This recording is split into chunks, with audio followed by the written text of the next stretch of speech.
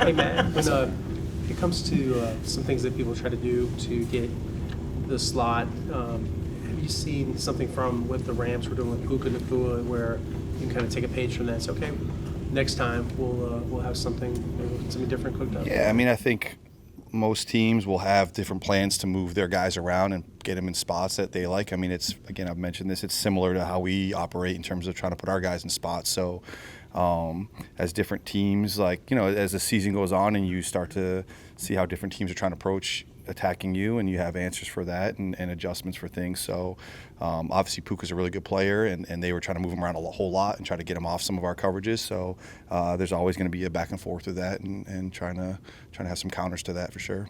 Speaking about moving guys around, what challenges does Emeka Egbuka present to this defense, the way that they use him inside and outside? Yeah, similar. So same, right? I mean, again, another guy, like when you have receivers that can line up in different spots in the formation, it just challenges, matchups and things like that. And again, some of it for us is then understanding when he's in what spots and what he's doing and how they're trying to utilize him. So obviously he had a really good game last week. He's a good player. Like, I know that we appreciated his skill set going back through the draft process. So really good player. Obviously paired with Mike and what they do with him on the outside part of the field. And I mean, they move Mike inside too and stuff. So two really good receivers, again, similar to last week, that we have to just know as they're utilizing them in those different positions, like how we have to defend that. He's had that punch out of the ball in the big spot earlier on Sunday. Does he have a special kind of knack for making those plays, a special? Yeah, it's funny you actually say that, man. Like he, coach put something up in the meeting today about just like I would say Aziz is the one. I don't say the one. That's probably the one I would put. He's the most consistent guy that we have of doing that in practice. Every play in and play out during practice out here today. Like he's just constantly trying to take a shot. So I mean, it's the same thing in anything you do. Like the more shots on goal you have, the more ops you have to get a ball out. And so, and just when it's on your mind, he's very conscious of it. So like it's always on his mind of like, how can I attack the ball? Can I take a shot? Is it loose here?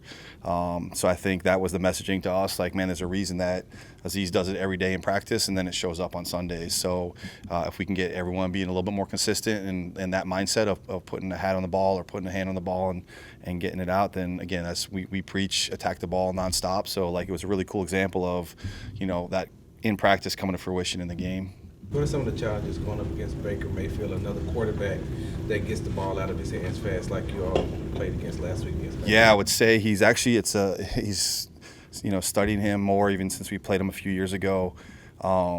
He's really good. I mean, they've done a good job of speeding that up and getting the ball out of his hands, but also obviously he creates a lot of plays off schedule too. So it's kind of a back and forth on that. It's a double-sided coin. I mean, they'll get the ball out. They have a lot of schemes where it's just catch and throw and it's hard to get to him. But then there's times when his clock's going. He can escape anywhere. He's up and out and in and back and forth and stuff. So I would say challenge this week of, I know I say it every week, but truly rush and coverage working together. Like there's not going to be a clock sometimes. Like sometimes ball's out and the rush can't be slowed down. And sometimes that thing's running around and he scrambled for 3 first downs last week, I think. And then also had a couple where he got out of the pocket and converted some third downs. So, I mean, that rush and coverage element of working together and understanding like, man, there's not always a clock. You got to defend a second down. Our eyes have to be in the right place, and then our rush has to be coordinated with that because as much as they have been really good at getting the ball out quick, like he also has made a lot of plays off schedule. So it's kind of a two-sided thing for us for sure. No, I got one. I'll double up. Let's go. For sure. You talked about Aziz earlier, and earlier this week he talked about being the emotional regulator, right? Yes, emotional regulator. The emotional regulator. Yeah. What have you seen from him to be able to hone in a lot of those guys, especially you have a lot of guys who play with a lot of emotion and a lot of passion. What have you seen from him being the quarterback of the defense? Yeah, sure. And he plays with a lot of passion too, and I think he's kind of like the wizened old man or something. I don't want to call him old, but yeah, he's just done a really good job. I think he's one of the more respected people on the team, and I know a lot of you guys know his life story and just what he's been through and his career and everything. And so I think there is like a depth of wisdom to how he approaches life and things, and even outside of the football and off the field, and just his interests and just.